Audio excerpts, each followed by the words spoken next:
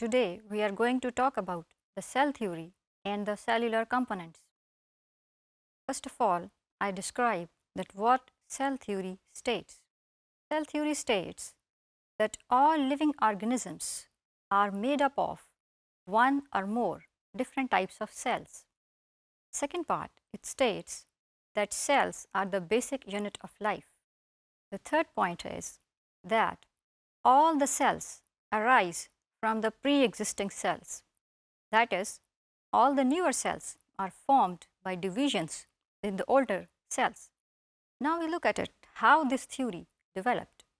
Cells were first described by Robert Hooke, was the curator of instruments of the Royal Society of London.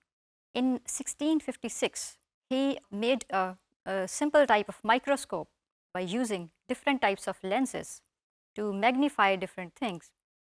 He observed in the thin slices of cork some sort of cells.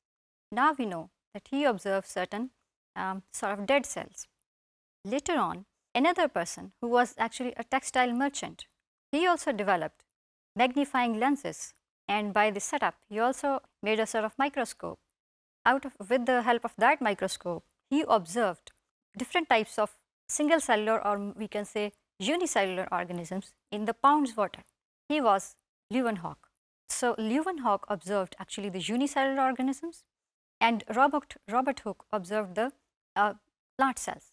After that, in about 1809, about 200 years later, there was a person, Lamarck.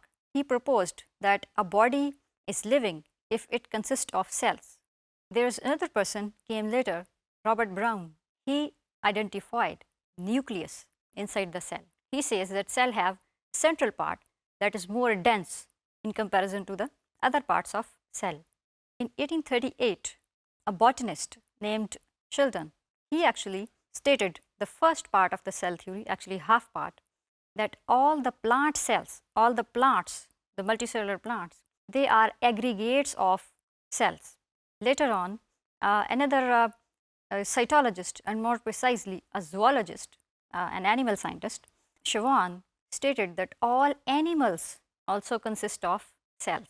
These two theories combined. Various other people actually looked at these, and they combined to make the modern form of first part of cell theory. That is, all organisms, the living organisms, consist of one or more cells.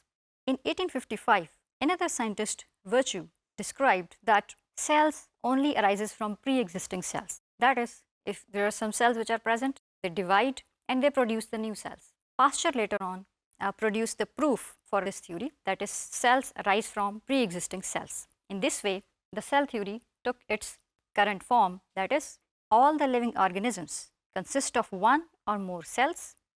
Cells are the basic unit of life, and all cells arise from the pre-existing cells. This is about important features of cell theory.